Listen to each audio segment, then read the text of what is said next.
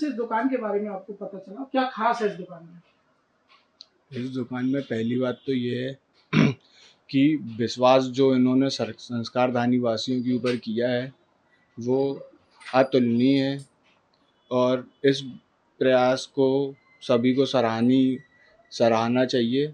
और मैं संस्कारधानी वासियों से ये आग्रह करता हूँ कि आप इस दुकान पर पधारें और भगवान लड्डू गोपाल के दर्शन कर भगवान को प्रसाद चढ़ाकर भक्ति लाभ उठाएं। विजय जी, सबसे पहले तो आपको बधाई कि कुछ नया आपने संस्कारधानी में किया है। किस तरीके से ये कॉन्सेप्ट आया, कैसे आपके मन में ख्याल आया? सर ये क्या होता है, हम लोग ये सोचते हैं कि भगवान लड्डू गोपाल को अपन बाल रूप में ही मानते हैं।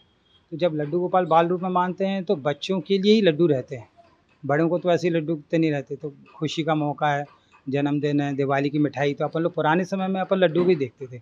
माता पिता अपने को लड्डू लेके आते थे, कैडबरी या दूसरी चीज़ों को लेके नहीं आते थे मिठाई। तो हमारे मन में था कि ये छोटे बच्चे जो गरीब भी हैं उनके लिए भी लड्डू की सुविधा उपलब्ध हो। ये इस कंसेप्ट से हमने चालू किया। तो एक जैसे कोई कहानी है कि कोई व्यक्ति आया और हाँ जी, उसको ये सही है। किस क्या तरीके हुआ से था ये कि हमारा मंदिरों का, मैं तो लड्डू पहले से जाता रहा, 10 साल से जा रहा था। तो किसी ने उसको प्रसाद पकड़ाया होगा, तो बच्चे को, तो वो छोटी कन्या थी, 10-11 साल की होगी, तो उसको जन्मदिन था।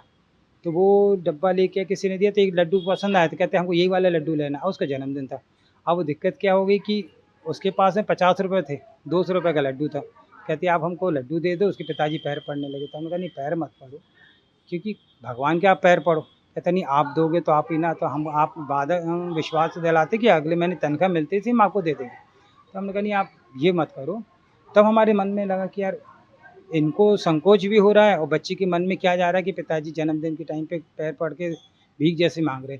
वो हमारे दिल में बहुत गहरा तरीके से बैठ गई। तो हमारा मानना है कि बच्चों के लिए है, बाल रूप में लड्डू गोपाल, उनके नाम से हम व्यापार पहले भी कर रहे हैं, मंदिरों में जा रहे हैं, तो क्यों ना अपन बच्चों के लिए खोल दें।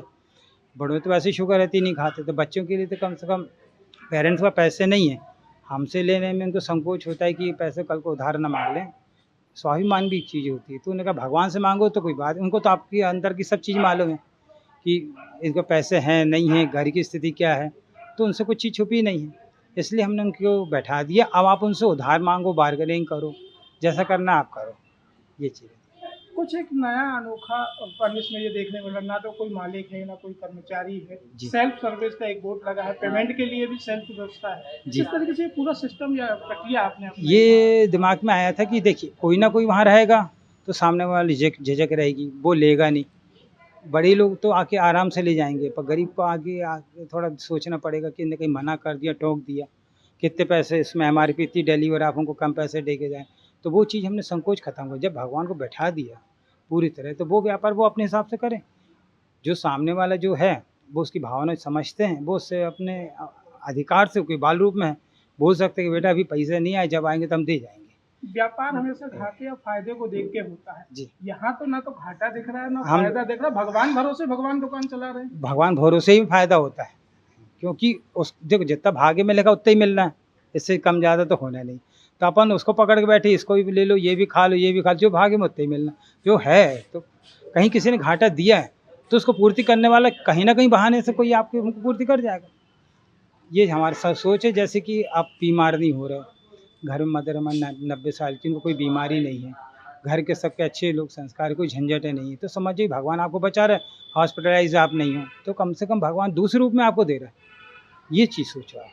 दूसरा है कि आपने को समाज सेवा का भी संकल्प लिया है हाँ कि जी। जो आमदनी होगी हाँ किस जी, तरीके से? इसीलिए लिया है सर, क्योंकि सुबह से शाम तक तो वही मेहनत कर रहे हैं।